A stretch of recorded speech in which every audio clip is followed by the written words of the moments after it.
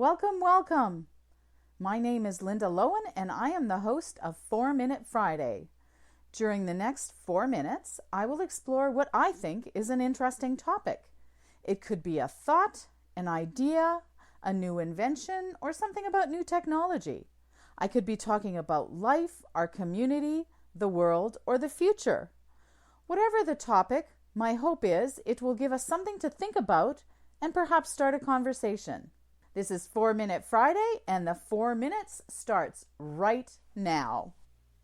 We have just started a brand new year, and it's like a book, or rather maybe a chapter of a book. And this chapter has not yet been written, so there are no words in it. Whatever our intentions are the words that we are going to put in the next chapter of life. That's what I wanted to talk about a little bit, the new beginnings and the start of the new year. And even though we're just gone midway point through January, I always find that one can talk about New Year's until about the end of January. So I wanted to give you some perspective about how I think of the new year. I always look forward to that turning of the page onto January 1. It is a blank slate, and it represents the promise of great things to come in the coming 365 days. What do you think? Well, as people think about January 1, they always think about things that they want to do.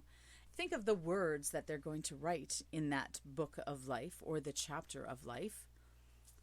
And some of the words that we start off with are promises or goals or changes that we want to make. We want to make some sort of resolution, a promise to make a change for the better. So at the beginning of 2020, I attended a meeting. That conversation turned to New Year's resolutions. The conversation quickly turned to a debate. Why do we choose the new year to make resolutions? We can make a resolution during any time of the year. What is the point in resolutions? And who came up with the idea anyway? Okay, well, I needed some answers when I started thinking about New Year's resolutions, so I Googled it, of course. Did you know that this practice dates back 4,000 years to the ancient Babylonians? I certainly did not know that. It seems that the Babylonians celebrated the New Year at the time of planting their crops. They made promises to do good in hopes that their actions would reap a fine harvest. Well, throughout history until today, the tradition remains, though the type of promises may have changed. But that brings up a whole other question. Have we always had a hard time keeping resolutions? I would guess that 4,000 years of practice has likely not made us any better at keeping these resolutions.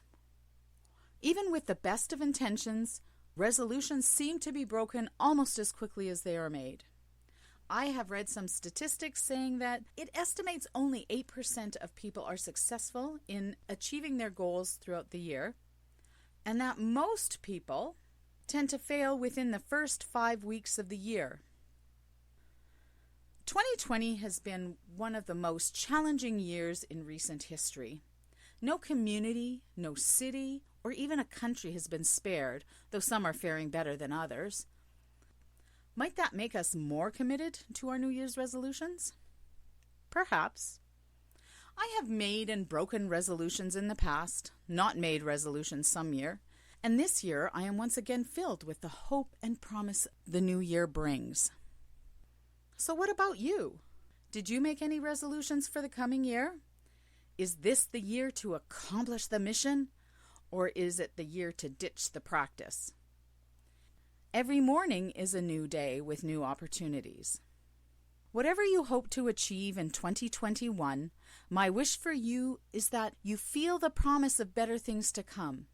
This is the beginning of a new chapter, and the pages are waiting for you to add words of your experiences, your adventures, your obstacles, and your triumphs. Enjoy the journey of the coming year. Thank you so much for listening. I hope you enjoyed this episode of 4 Minute Friday. Please leave a comment below or subscribe to the channel. Until next week, this is Linda Lowen signing off. Have a great weekend.